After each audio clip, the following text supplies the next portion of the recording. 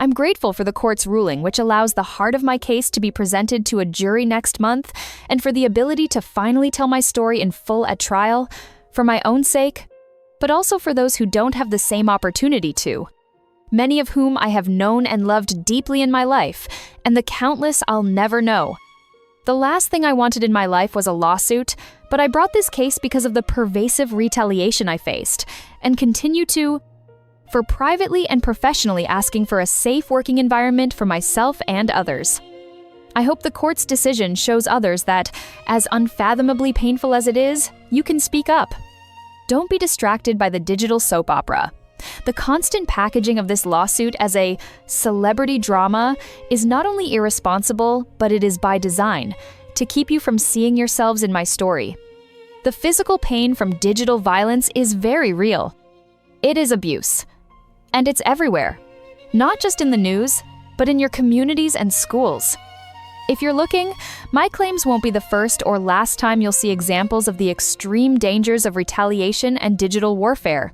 And it often won't be directed at celebrities or those who may be able to speak up.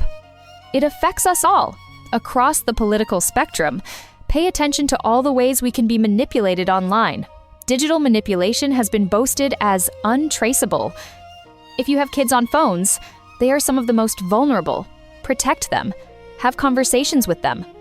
Studies estimate that between 16% and 58% of women have experienced online abuse or stalking, with 97% of gender-based violence service providers reporting technology-facilitated abuse in their cases. So much critical work has already been done to expose systems, tactics, and players who harm. The work to create more safety is in part at trial, but it will also continue far after this trial is over. This is the work I'm most proud of. I couldn't begin to stand up if not for the countless who've gone before me and the masses who are still around us all, creating laws, social change, sparking conversations, rallying, working privately and publicly, risking and sometimes losing everything for the safety of others in all spaces. Some whose names we know, most we don't. Thank you, all of you. I will never stop doing my part in fighting to expose the systems and people who seek to harm, shame, silence, and retaliate against victims. I know it's a privilege to be able to stand up. I will not waste it. Your support keeps me going. So what's wrong with her? We still think the temporal lobe. Oh, what are you talking about, for Christ's sakes? Did you see her or not? She's acting like she's fucking out of her mind, psychotic, like a split personality or... The nerve. That is the only word I keep coming back to. The absolute uncut nerve of posting that statement. Because at some point recently, Blake Lively sat down, wrote several paragraphs about digital violence and children on phones and systemic oppression, signed it with a dragon emoji, and hit post. After losing 10 of 13 claims in federal court, after watching a federal judge dismantle the case, she spent over a year building in front of the entire world. Not silence, not reflection, not even the bare minimum acknowledgement that something went significantly wrong. Just the statement, and the dragon, and your support keeps me going. The nerve of it is genuinely breathtaking. Now, let us talk about what this post is actually doing, because most people are going to read it and miss the most important thing happening inside it. Blake is not talking about sexual harassment anymore. Read that post again carefully. The hostile work environment language is gone. The specific on-set behavior she spent months describing in devastating detail is gone. The smear campaign framing is quietly missing. All of it has been replaced with something much bigger and much harder to argue against. Now it is about digital violence. Systems, playbooks, children on phones, gender-based statistics, the safety of communities and schools. She rebranded right there in the Instagram post, in real time while most people were distracted. And the reason she rebranded is not complicated. All of her major claims are gone. Even retaliation is a harder sell when the bigger claims did not survive, because then the question becomes retaliation for what exactly? If the underlying story falls apart, it gets a lot harder to convince people that pushback against it was some massive injustice, instead of people fighting claims they believed were false. Retaliation is not the headline she wanted. It is the legal participation trophy she was left holding after everything bigger got thrown out. It reminds me of being 20 years old and broke enough to have an empty refrigerator and a cabinet with nothing in it except a few ketchup packets. You mix them with hot water and call it tomato soup. Or, if you are Blake Lively, you call it a bold new recipe, say it is part of a larger conversation about nourishment and resilience, and then spend 3 paragraphs explaining why the empty refrigerator was actually empowering. You do not admit you are broke. You act like this was the plan all along, that you love soup, that ketchup is underrated, that this is exactly what you were craving. Meanwhile, everybody else in the room can see the empty refrigerator. Retaliation is the ketchup packet. You can rebrand it all you want, but the cabinet is still empty, Blake. And while Blake was busy posting that dragon emoji and telling the world this was her proudest work, the pretrial filings were quietly dropping. And they are telling a completely different story than the one she is selling on Instagram. TAG is still trying to get out of this case entirely, still filing motions, still arguing they should not be here. And Blake's team is still scrambling to keep them in because without TAG, she has almost nobody left to actually sue. That is the state of her surviving case right now. Desperate to hold on to the last few defendants she has while calling it a victory, but forget TAG for a second. Because what Wayfarer filed this week is where things get really interesting. Blake filed motions trying to block several categories of evidence from being shown to the jury at trial. And the opposition Wayfarer filed in response is one of the most damaging documents in this entire case.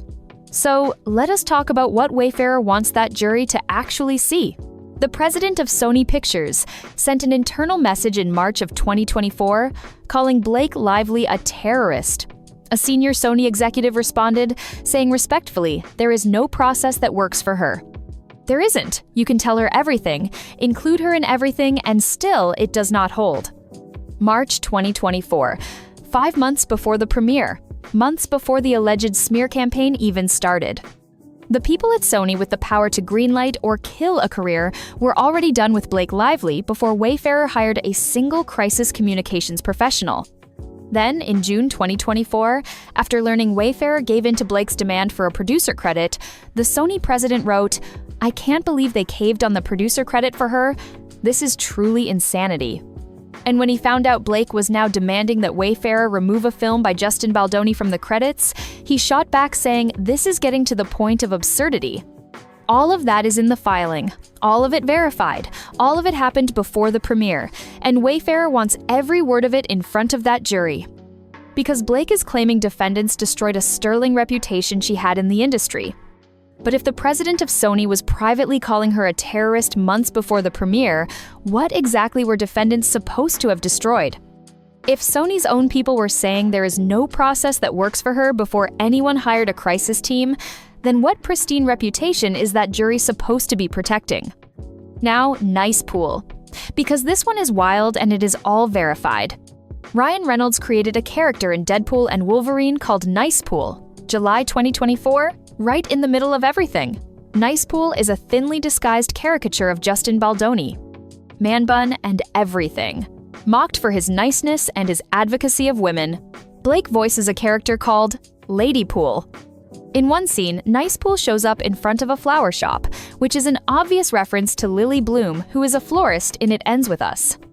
Lady Pool shoots Nice Pool multiple times in front of that flower shop, and his head gets blown off.